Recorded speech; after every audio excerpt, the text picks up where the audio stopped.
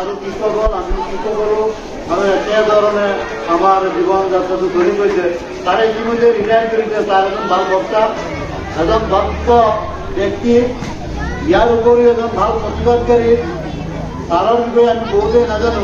হোজাই জিলাখন এটা ভাল পদক্ষেপত অনাত আমাৰ আব্দুল জলিল পাটোৱাৰী সাহেবৰ যথেষ্ট বৰঙণি আছে। DCSPৰ পৰা আৰম্ভ কৰি অসম চৰকাৰৰ বিভিন্ন বিভাগৰ ব্যক্তিয়ে তাৰত ভালকৈ চিনি পায়। তাৰে বিভিন্ন ধৰণৰ আন্দোলনতো বিভিন্ন ধৰণে অংশগ্ৰহণ কৰি আমাৰ হোজাই জিলাখনক বহু ক্ষেত্ৰত আগবঢ়াই দিছে। সেইটো মই ভালকৈ জানো।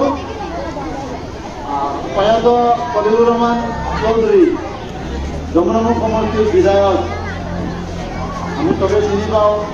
তাৰৰ লগত এজন মানে সমকক্ষ ৰাজনীতিবিদ বুলি ক'ব পাৰি আছিল। গতিকে ভাৰত আমি আমন্ত্ৰণ জনাই আনিছোঁ আৰু ইতিমধ্যে আমি বিভিন্ন ধৰণৰ ব্যক্তিক আমাৰ বিদ্যালয়খনত আমন্ত্ৰণ জনাইছোঁ। মোৰ মনত বৰ হেঁপাহ আছিল আৰু ছাৰে যোৱাকালি আগৰ দিন ছাৰে মোক একদম নিৰাশ কৰি ৰাখিছিল। মই বিভিন্ন ধৰণে গম পাইছোঁ ছাৰ নাহিব আৰু মই একদম নিৰাশ। আজি ৰাতিপুৱা কাটৰভাৱে মই ছাৰক অনুৰোধ জনাইছোঁ আৰু ছাৰে মোৰ কাটৰ অনুৰোধ ৰক্ষা কৰি আমাৰ মাজত অল্পটি যোৱাত ছাৰক মই অশেষ ধন্যবাদ জনাইছোঁ, কৃতজ্ঞতা জনাইছোঁ যে ছাৰ আহি আমাৰ মাজত উপস্থিত হৈ আমাৰ সভাখন সাফল্যমণ্ডিত কৰিলে।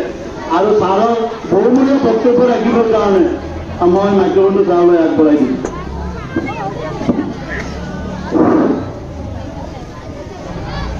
আজিৰ মই সভাপতি মহোদয়ৰ অনুমতি লৈ লৈছোঁ। মই থিয় হৈ বক্তব্য তাত মোৰ অলপ অসুবিধা, মোৰ ভৰি দুয়োখনত মানে নাৰ্ভৰ প্ৰব্লেম, গতিকে মই অনুমতি লৈছোঁ যাতে মোক বহি কোৱাৰ দুই এষাৰ বহি কোৱাৰ সুযোগ দিয়ে।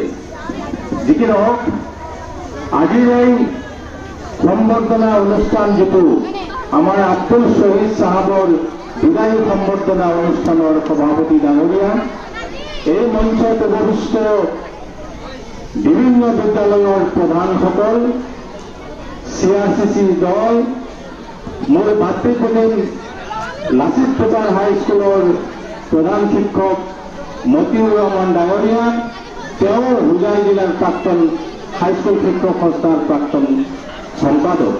যি কি নহওক, মই গোটেইটো জীৱন শিক্ষকতাৰ লগত জড়িত আছিলোঁ। আজি এই অনুষ্ঠানত আহি পেলাই আপোনালোকক লগ পাই, ছাত্ৰ ছাত্ৰীসকলক লগ পাই মই নিজকে ধন্য মানিছোঁ। যি কি নহওক, আপোনালোকৰ এই বৃহৎ অঞ্চলৰ বেলতলা, তাৰপিছত ওদালি বৃহৎ অঞ্চলৰ শিক্ষাৰ ইতিহাসত 1986 চনত এটা নতুন সংযোজনৰ সৃষ্টি হৈছিল। 1986 চনতেই এই বিদ্যালয়খন বেলতলা মধ্য ইংৰাজী বিদ্যালয়, বেলতলা মাদ্ৰাছা হিচাপে ইয়াত গঢ় লৈ উঠিছিল। আমি সকলোৱে জানো, বহু ব্যক্তিয়ে নিজৰ জীৱনকালত ইতিহাসৰ সৃষ্টি কৰে, নিজৰ জীৱনকালত ইতিহাসৰ সৃষ্টি কৰে। যেতিয়া তেওঁলোক গুচি যায় এই সংসাৰৰ পৰা, নিজে ইতিহাস হৈ যায়, কিন্তু জীৱনকালত তেখেতসকলে ইতিহাসৰ সৃষ্টি কৰে। আজি আব্দুল শহীদ চাহাবে তেওঁ এই অঞ্চলৰ ইতিহাস সৃষ্টি কৰিছে। মই যি গম পালোঁ, এই মাটিত পোহৰত তেখেতে দান কৰিছে। যি কি নহওক, গৰমত সকলো ল'ৰা ছোৱালী কক বগাই আছে, গাৰ্জেনসকলে কক বগাই আছে। গতিকে মই ছাত্ৰ ছাত্ৰীসকলক অনুৰোধ কৰিছোঁ, তোমালোকে চাহত যোৱা, গছৰ তলত যোৱা, অলপ সময় থকা। মই বদলিয়া নকৰোঁ, গৰমে সকলোৱে অসুস্থ কৰি তুলিছে। যি কি নহওক, মই এইটো কথা ক'ব বিচাৰিছোঁ যে শিক্ষা নহ'লে এজন ব্যক্তিৰ ব্যক্তিত্বৰ বিকাশ হ'ব নোৱাৰে। শিক্ষা নহ'লে এটা পৰিয়ালৰ সৌন্দৰ্য হ'ব নোৱাৰে। শিক্ষা নহ'লে এখন সমাজ, তাত সমন্বয়ৰ সৃষ্টি হ'ব নোৱাৰে। শিক্ষা নহ'লে এটা জাতি ধ্বংস হৈ যাব পাৰে। শিক্ষা নহ'লে এখন ৰাজ্য উন্নতিৰ পথত আগুৱাব নোৱাৰে। শিক্ষা নহ'লে এখন ৰাষ্ট্ৰ উন্নতিৰ শিখৰত আৰোহণ কৰিব নোৱাৰে। আপোনালোকৰ এইটো অঞ্চলতে 1986 চনত এই বিদ্যালয়খন প্ৰতিষ্ঠা কৰা হৈছিল কিহৰ কাৰণে? এই অঞ্চলৰ ৰাইজৰ ল'ৰা ছোৱালীসকলক শিক্ষিত কৰি পেলাই তেখেতসকলক মানুহ কৰাৰ কাৰণে এই প্ৰয়াসটো লোৱা হৈছিল। আৰু সেই প্ৰয়াসৰ জৰিয়তে এই অঞ্চলৰ এই বৃহৎ অঞ্চলৰ আমাৰ সমাজৰ মানুহসকলৰ মাজত শিক্ষাৰ এটা সজাগতা আহিছিল। আৰু শিক্ষাৰ সজাগতাৰ কাৰণে নিশ্চয় এইখন বিদ্যালয়তে পঢ়া বহুত ল'ৰা ছোৱালী মেট্ৰিক পাছ কৰিছে, হয়তো পিউ পাছ কৰিছে, হায়াৰ ছেকেণ্ডেৰী পাছ কৰিছে, BA পাছ কৰিছে, হয়তো বিভিন্ন জেগাত আছে। যদি এইখন বিদ্যালয় সেই সময় ইয়াত প্ৰতিষ্ঠা নকৰা হলে এই অঞ্চলৰ আপোনাসকলৰ বহুত ল'ৰা ছোৱালী শিক্ষাৰ পৰা বঞ্চিত হৈ গলেহেঁতেন। গতিকে শিক্ষা যে অতি প্ৰয়োজন সেই কথাটো এইসকল শিক্ষকে যিসকল আজিও কৰ্ম কৰি আছে মৰ্মে মৰ্মে উপলব্ধি কৰিছিল। আৰু উপলব্ধি কৰিয়েই এই সমাজখনক আগুৱাই নিবৰ কাৰণে, এই অঞ্চলটোক শিক্ষিত কৰাৰ কাৰণে আপোনাসকলৰ ল'ৰা ছোৱালীসকলক মানুহ বনাবৰ কাৰণে এইসকলে জীৱনৰ বহু বছৰ ত্যাগ কৰি পেলাই আপোনালোকৰ ল'ৰা ছোৱালীক সুনাগৰিক কৰাৰ কাৰণে যিটো প্ৰয়াস কৰি আহিছে আৰু যিটো প্ৰয়াস কৰিছিল সেইটো সঁচাকৈয়ে শলাগিবলগীয়া, সঁচাকৈয়ে প্ৰশংসাৰ যোগ্য। যি নহওক আপোনালোকে এই অঞ্চলৰ ৰাইজ, এই অঞ্চলৰ এই বিদ্যালয়ৰ শিক্ষক গোট হওক, SMC হওক, বিভিন্ন বিদ্যালয়ৰ শিক্ষকসকলে একগোট হৈ পেলাই আমাৰ আব্দুল শহীদ চাহাবক যিটো সম্বৰ্ধনা জনাইছে তাৰ কাৰণে মই সকলোকে ধন্যবাদ জনাইছো। শিক্ষকসকলৰ জীৱনত একো নাই, কাৰণ আপোনালোকে যদি শিক্ষকসকলৰ ইতিহাস চায়, শিক্ষকসকলৰ জীৱনৰ ইতিহাস চায়, তেতিয়াহ'লে আপোনালোকে গম পাব কোনো শিক্ষকেই কোটিপতি নহয়, কোনো শিক্ষকেই কোটিপতি নহয়, তেওঁলোক লাখপতিও নহয়, কোটিপতিও নহয়। তেওঁলোকে কোনোমতে তেওঁলোকৰ জীৱনটো নিৰ্বাহ কৰে। তেওঁলোকৰ মনত এটাই ভাৱ, মই সমাজত কিবা দিব পাৰিছো, মোৰ ল'ৰা ছোৱালীসকলে ইয়াত কিবা কৰিব পাৰিছে, সমাজখন মোৰ কাৰণে কিবা এটা পাইছে, সেইখিনি মনত ভাবিয়েই আৰু অহা যোৱা কৰোঁতেই দুই এটা চালাম আৰু নমস্কাৰ পায়, এইখিনি ভাবিয়েই তেওঁলোকে বাকী চোৱা জীৱন কটাই দিয়ে। আজিৰ এই অনুষ্ঠানটোৱে আমাৰ আব্দুল শহীদ চাহাবৰ বাকী চোৱা জীৱন যিখিনি তেখেতে অতিবাহিত কৰিব, এই স্মৰণখিনি লৈ পেলাই তেওঁ মনত ভাবিব মই শিক্ষকতা কৰিছিলো। আজি ছাত্ৰ ছাত্ৰীসকলে, প্ৰাক্তন ছাত্ৰ ছাত্ৰীসকলে, এই সমাজৰ ব্যক্তিসকলে মোক আজি যি সম্বৰ্ধনা কৰিছে, মই সঁচাকৈয়ে আজি সুখী হৈছো, মই নিজকে ধন্য মানিছো। বাকী চোৱা জীৱন এই স্মৰণ লৈ জীয়াই থাকিব। শিক্ষকসকলৰ জীৱনত একো নাই। শিক্ষকসকলে পঢ়ুৱা ছাত্ৰ ছাত্ৰীসকলে যদি ভাল এটা বিষয় ববীয়া হয়, উচ্চ স্থানত যায়, তেতিয়াহ'লে শিক্ষকসকলে মনত তৃপ্তি পায়, সকলোৱে তৃপ্তি পায়। তেওঁলোকৰ অন্য নাই, অন্য প্ৰতিদান নিবিচাৰে যে ছাত্ৰসকলে তেওঁক টকা দিয়ক, পইচা দিয়ক, এইবিলাক নিবিচাৰে। মনত শান্তি পায় যেতিয়া ডাঙৰ অফিচাৰ হৈ পেলাই আহি পেলাই ছাৰক নমস্কাৰ কৰিব, চালাম কৰিব, তেতিয়া মনটো একেবাৰে কমি যায়, মনটো একেবাৰে আনন্দত ভৰি যায়। তেতিয়া শিক্ষকসকলে ভাবে এইটোৱে মোৰ জীৱনৰ সাৰ্থকতা, মই শিক্ষকতা কৰিছিলো, মোৰ ছাত্ৰ ছাত্ৰীসকলে আজি মোৰ এই সময়তো তেওঁলোকে সন্মান জনাইছে, এইটোৱে জীৱনৰ শিক্ষকসকলৰ সাৰ্থকতা। মই এই প্ৰসংগটোৰ লগতে আৰু দুই চাৰিটা কথা ইয়াত মই ক'ব বিচাৰিম, যিহেতু এনেকুৱা মঞ্চ মই নাপাওঁ। মই শিক্ষাৰ লগত ময়ো প্ৰায় 35 বছৰ কাল জড়িত আছিলো। মই শিক্ষকসকলৰ কিবা হলেও এইটো আমাৰ মন্ত্ৰীবোৰে জানে, শিক্ষকসকলৰ যতেই সমস্যা হয় মই ততেই গৈ উপস্থিত হওঁ। শিক্ষকসকল মোৰ প্ৰাণ, শিক্ষকসকলক মই ভাল পাওঁ। যি হওক আমাৰ এইবিলাক অঞ্চল এতিয়াও যি ধৰণে শিক্ষাত আগবাঢ়িব লাগিছিল সেই ধৰণে কিন্তু আগবঢ়া নাই। আমাৰ মানুহৰ মাজত এটা ভ্ৰান্ত ধাৰণা আছে যে পঢ়া শুনা কৰাই কি লাভ হব, এই ধাৰণাটো আছে। আমাৰ মানুহে ভাবে পঢ়িলে কিবা সন্তান চাকৰিটো হয়তো নাই, এনেকুৱা এটা ধাৰণা আছে আমাৰ মানুহৰ মাজত এতিয়াও। এই ধাৰণাবিলাক আপোনালোকে পৰিহাৰ কৰক। আপোনালোকৰ ল'ৰা ছোৱালীবিলাক যাতে কোনো পৰ্যায় পঢ়াৰ পৰা বঞ্চিত নহয়, সেই কথাটোকে আপোনালোকে ভাবক, চিন্তা কৰক। কাৰণ এইখন সমাজত এইখন দেশত জীয়াই থাকিবলৈ হলে শিক্ষাৰ প্ৰয়োজন। শিক্ষাটো কেৱল চাকৰিৰ কাৰণে নহয়, আপোনাৰ ল'ৰা ছোৱালীৰ ভৱিষ্যত জীৱন সুৰক্ষিত কৰাৰ কাৰণে শিক্ষাটো অতি প্ৰয়োজন। যদি কোনোবাই ভাবিছে যে শিক্ষা মই দি পেলাই কি কৰিম, আপোনালোকৰ সেই ধাৰণাবিলাক আপোনালোকে অনুৰোধ কৰিছো পৰিহাৰ কৰক। কাৰণ বৰ্তমান সমাজ ব্যৱস্থা, বৰ্তমান দেশৰ যিটো অৱস্থা, এই অৱস্থাৰ পৰিপ্ৰেক্ষিতত বিশেষকৈ সংখ্যালঘু মানুহসকল, মুছলমানসকলৰ ল'ৰা ছোৱালী যদি শিক্ষিত নহয়, তেতিয়াহ'লে এইখন দেশত বসবাস কৰাটো, জীয়াই থকাটো বৰ কঠিন হ'ব। গতিকে নিজে সুন্দৰভাৱে জীয়াই থকাৰ কাৰণে, নিজৰ জীৱনটো সুন্দৰ কৰাৰ কাৰণে, কম্পিটিশ্যন কৰাৰ কাৰণে আপুনি আপোনাৰ ল'ৰা ছোৱালীক শিক্ষিত কৰক। আৰু লগতে ইয়াত আমাৰ কিছু মাতৃসকলো আছে, সেই মাতৃসকলে আৰু আমাৰ কিছু গাৰ্জিয়ান আছে, আজিকালি অলপ চেঞ্জ হৈছে। ছোৱালীজনী পঢ়াত বহুত ভাল, হায়াৰ ছেকেণ্ডেৰীটো ফাৰ্ষ্ট ক্লাছ, মেট্ৰিকতো ফাৰ্ষ্ট ক্লাছ, কিন্তু দেখা যায় হায়াৰ ছেকেণ্ডেৰী পাছ কৰাৰ পিছতেই মেৰিট আছে, পঢ়িলে হয়তো MA পাছ কৰিব, PhD ল'ব, ভাল এটা পাব, কিন্তু এই হায়াৰ ছেকেণ্ডেৰী পাছ কৰাৰ পিছতে কি কৰে, বিয়া দি দিয়ে। কোন যুক্তিত দিয়ে? যুক্তি এইটোৱে কয়, বাবা ধন বেছি দিলে ইয়াত। এইটো ভুল নকৰিব আপোনালোকে। মই আজি আপোনালোকক কৈছো, এইটো ভুল নকৰিব। আপোনাৰ ছোৱালীৰ যদি প্ৰতিভা আছে, আপুনি আপোনাৰ ছোৱালীক আপুনি ডাঙৰ অফিচাৰ বনাওক, ACS অফিচাৰ বনাওক, IAS অফিচাৰ বনাওক। কাৰণ এনেকুৱা উদাহৰণ আছে। যদি আপোনাৰ ছোৱালীজনীক আপুনি গঢ় দি তুলিব পাৰে, আপোনাৰ ল'ৰাটোক যদি গঢ় দি তুলিব পাৰে, তেতিয়াহ'লে ভৱিষ্যতৰ কাৰণে আপুনি বহুত সুৰক্ষিত হৈ থাকিব। আৰু এটা প্ৰভাৱ আছে আমাৰ মাজত দেখা যায় যে ল'ৰাতকৈ ছোৱালীসকলৰ মাক বাপেকৰ প্ৰতি বেছি দৰদ। মাক বাপেকৰ যদি কিবা অসুখ হয়, কিবা হেৰি হয়, তেতিয়াহ'লে দৌৰি ছোৱালীসকলে আহে। গতিকে শিক্ষা যদি আপোনালোকে আপোনালোকৰ ল'ৰা ছোৱালীসকলক নিদিয়ে, এইটো জীৱনৰ সকলোতকৈ ডাঙৰ ভুল হ'ব। গতিকে মই বিশেষকৈ আজিৰ এই শিক্ষকসকলৰ অনুষ্ঠানটো থকাৰ কাৰণে মই ইয়াত আহি উপস্থিত হৈছো। কাৰণ মোৰ মন্ত্ৰীৰ এটা প্ৰগ্ৰাম আছিল, সেইটো থৈ পেলাই মই ইয়াত আহি গৈছো।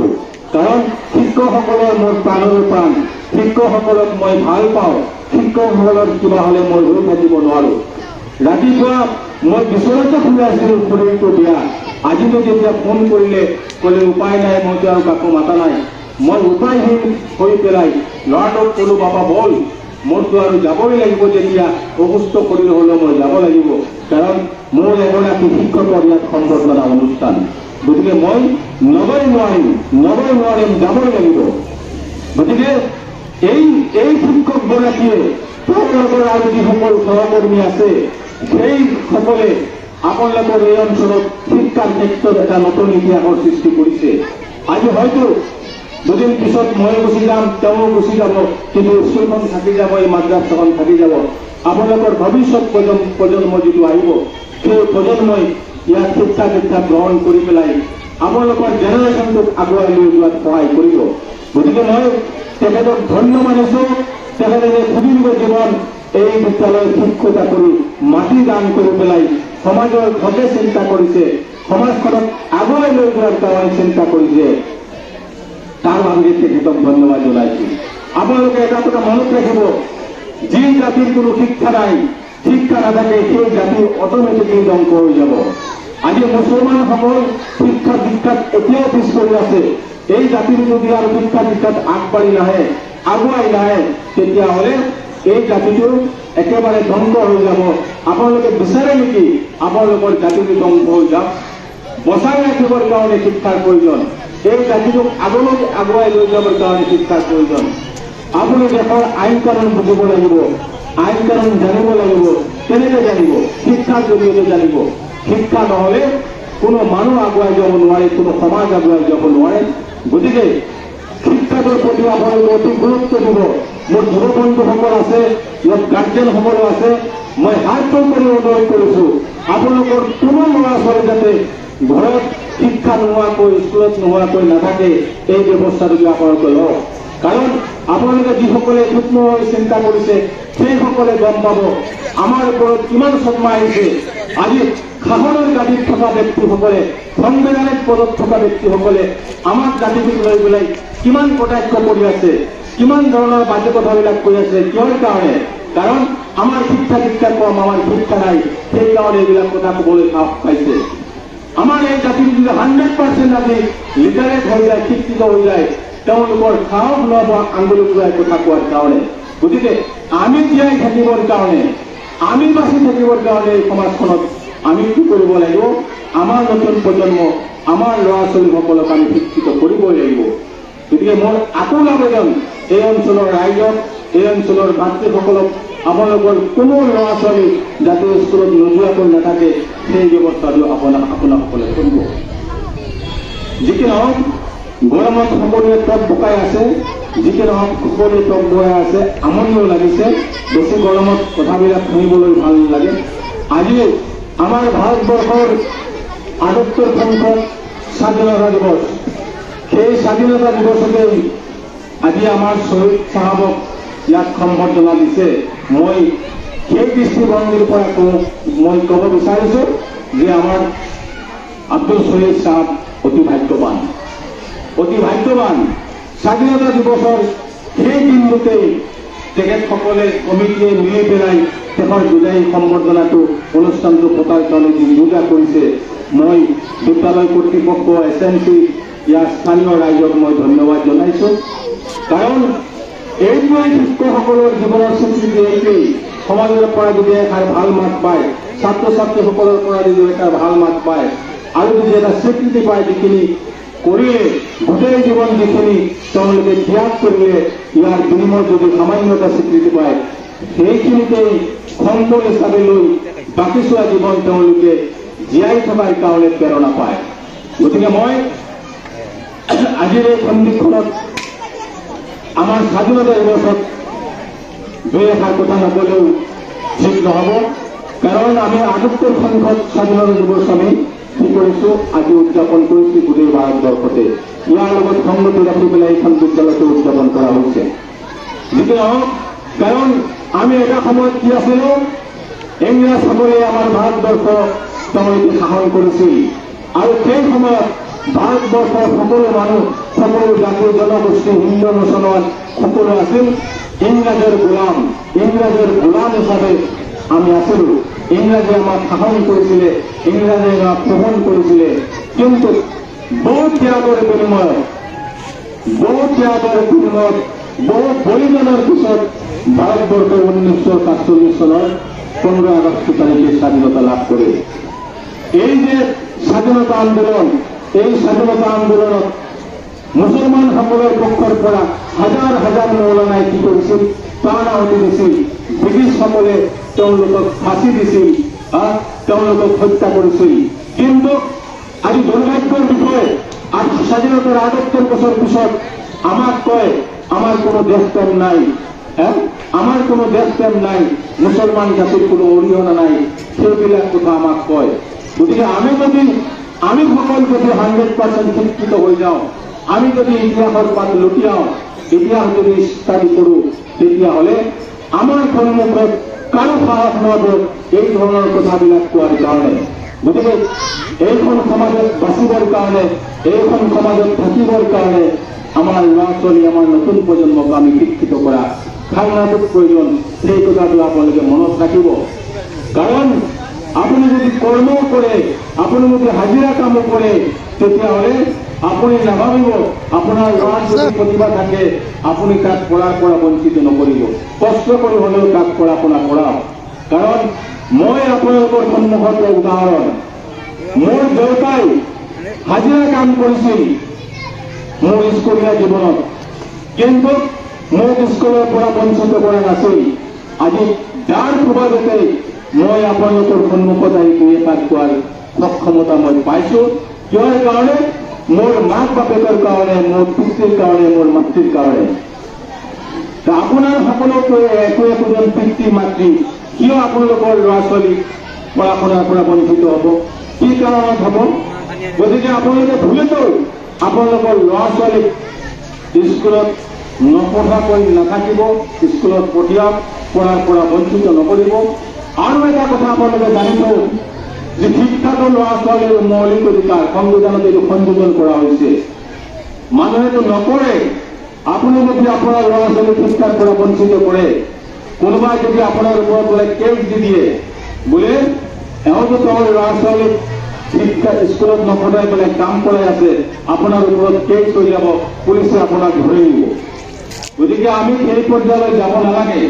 আমাৰ দায়িত্ব যিটো, কৰ্তব্য যিটো, সেইটোৱে মই কৈছো যে আমি বাচি থাকিবলৈ হলে, আজি মুছলমানসকল বাচি থাকিবলৈ হলে এইখন সমাজত এইটো অপেন চেক্ৰেট কথা, আমাৰ ল'ৰা ছোৱালীক, আমাৰ নতুন প্ৰজন্মক আমি শিক্ষিত কৰিবই লাগিব। অন্যথা কিন্তু আমাৰ কোনো স্থান নাথাকিব। আমাক গৰু ছাগলীৰ দৰে ব্যৱহাৰ কৰিব, আমাক অন্যায় ব্যৱহাৰ কৰিব। গতিকে মই ৰাইজক অনুৰোধ জনাইছো যাতে আপোনালোকে ভুলতো আপোনালোকৰ ল'ৰা ছোৱালীক শিক্ষাৰ পৰা বঞ্চিত নকৰে। গতিকে যি কি নহওক, কাৰণ আমি আগতে আছিলো ব্ৰিটিছৰ গোলামীত, আমি স্বাধীনতা লাভ কৰিছো, কিন্তু যি আশা লৈ পেলাই আমি স্বাধীনতা লাভ কৰিছো, সেই স্বাধীনতা কিন্তু আমি পোৱা নাই। আজিৰ এই চৰকাৰখনে, আগতে আমি আছিলো আমি ব্ৰিটিছৰ গোলাম, ইংৰাজৰ গোলাম। এতিয়া এইসকলে কি কৰিছে যে আমাক কোম্পানীবিলাকৰ ডাঙৰ ডাঙৰ পুঁজিপতিৰ গোলাম বনাই দিছে। বস্তু বাহানিৰ দাম বাঢ়িছে, চৰকাৰে কমাব পাৰিছেনে? পৰা নাই। কিয় পৰা নাই? কাৰণ চৰকাৰে কোম্পানীবিলাকক সুযোগ সুবিধা কৰি দিছে। আজি বস্তুৰ দামে আপোনাৰ জীৱনটো আজি দুৰ্বিষহ কৰি তুলিছে। এই যে কথাবিলাক হৈ আছে, এই কথাবিলাক আপুনি কেনেকৈ চিন্তা কৰিব? যেতিয়ালৈকে আপুনি আপোনাৰ ল'ৰা ছোৱালীসকল আপুনি সচেতন নহব, আপোনাৰ ল'ৰা ছোৱালীসকলক শিক্ষিত নকৰিব, তেতিয়ালৈকে সমাজখনক বুজিবলৈ যে টান হব, আপোনাৰ কি অধিকাৰ আছে সেইটো বুজিবলৈ আপোনাৰ টান হব। গতিকে ভৱিষ্যত প্ৰজন্মৰ কাৰণে, ভৱিষ্যতটো সুৰক্ষিত কৰিবৰ কাৰণে, এইখন সমাজত, এইখন দেশত সু নাগৰিক হিচাপে জীয়াই থাকিবৰ কাৰণে, এটা সুস্থ সবল জীৱন যাপন কৰিবৰ কাৰণে শিক্ষাৰ অতিকৈ প্ৰয়োজন। আৰু এই অঞ্চলত এই শিক্ষাৰ যিটো বাট দিয়া, যিটো আলিবাট, এই আলিবাটটো এই এমি মাদ্ৰাছাখনে গঢ় দি তুলিছে এইখন সমাজত। গতিকে মই আকৌ প্ৰথম অৱস্থাত 1986 চনত যিসকল লোক চাই সকলো আছেনে নাই মই নাজানো, সেইসকলক মই ধন্যবাদ জনাইছো। কাৰণ তেওঁলোকৰ সুচিন্তা, দূৰদৰ্শী চিন্তাৰ কাৰণে, কাৰণ সমাজখনৰ প্ৰতি তেখেতসকলৰ দায়বদ্ধতা আছিল, সমাজখনৰ প্ৰতি তেখেতসকলৰ মৰম চেনেহ আছিল, ভৱিষ্যত প্ৰজন্মৰ কাৰণে চিন্তা আছিল। গতিকে এই অঞ্চলত তেওঁলোকে কি কৰিছে, এই বিদ্যালয়খন স্থাপন কৰি এই অঞ্চলৰ ল'ৰা ছোৱালীসকলক, ৰাইজৰ ল'ৰা ছোৱালীসকলক সম্পদ বনোৱাৰ কাৰণে যি প্ৰচেষ্টা লৈছে, সেই প্ৰচেষ্টাটো সঁচাকৈয়ে শলাগিবলগীয়া। যি কি নহওক, গৰমে সকলোকে আমুৱাইছে আৰু আপোনাসকলে বহু সময় ধৰি আমাৰ এই ছাৰৰ এই সম্বৰ্ধনা অনুষ্ঠানত আহি সময়টো দিছে, আপোনাসকলকো ধন্যবাদ জনাইছো। আৰু বিশেষকৈ মোৰ শাৰীৰিক অৱস্থা থকা সত্ত্বেও মই এই বিদ্যালয়ৰ প্ৰধান মতিউৰ ৰহমান ভূঞাসকলৰ অনুৰোধটো ৰক্ষা নকৰি নোৱাৰিলো আৰু মই আহিবলৈ বাধ্য হলো। যি কি নহওক, ইয়াত আহি পেলাই সকলোৰে লগত মই পৰিচিত হলো। তাৰ বাবে এই বিদ্যালয় কৰ্তৃপক্ষ, প্ৰধান শিক্ষক, এই অঞ্চলৰ ৰাইজক মই ধন্যবাদ জনাইছো। আৰু মই আশা কৰিছো এই অঞ্চলৰ, এই স্কুলৰ পৰা যাতে ভাল ল'ৰা ছোৱালী ইয়াত সৃষ্টি হয়, ভাল ল'ৰা ছোৱালী এই দেশৰ কামত আহে, নিজৰ জীৱন প্ৰতিষ্ঠা কৰাৰ লগতে এই অঞ্চললৈ যাতে সুনাম কঢ়িয়াই আনে। আৰু মই বিশেষকৈ আব্দুল শহীদ চাহাবৰ যিখিনি ইয়াত অৱদান, সেই অৱদানক মই পুনৰাই শলাগিছো। আৰু সকলোকে ৭৮ সংখ্যক এই স্বাধীনতা দিৱসৰ অভিবাদন মই সকলোৰ প্ৰতি জনাইছো। কাৰণ এই স্বাধীনতা দিৱস আমি কেনেকৈ পালন কৰিছো, কেনেকৈ আহিছে, এইবিলাক কথা জানিবলৈ হলে আমাৰ শিক্ষাৰ প্ৰয়োজন। যি কি নহওক, আপোনালোকৰ ইয়াত আহি পেলাই মোৰ শাৰীৰিক অৱস্থা থকা সত্ত্বেও মোৰ আগৰ সেই স্কিলবিলাক আজিকালি নাইকিয়া হৈ গৈছে। বেছি সময় কথা ক'লে মোৰ হাততো ধৰি যায়।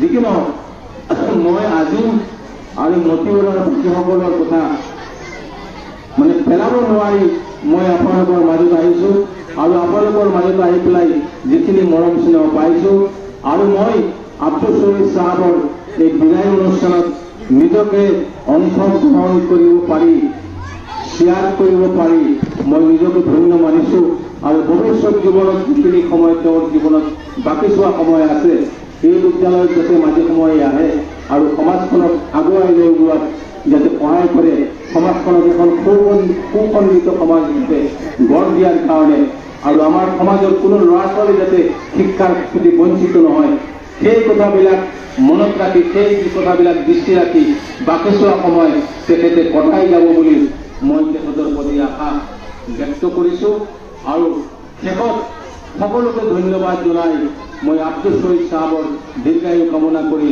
তেখেতৰ যাতে ভৱিষ্যত দিনত আমাৰ সমাজত আৰু অৱদান দিব পাৰে সেই আশা ৰাখি বিদ্যালয়ৰ কৰ্তৃপক্ষ প্ৰধান শিক্ষকে আদি কৰি বিদ্যালয়ৰ শিক্ষক সকলো ছাত্ৰ ছাত্ৰীকে ধন্যবাদ জনাই মোৰ এই স্বৰমুক্তিক ইয়াতে সামৰিছোঁ। ধন্যবাদ।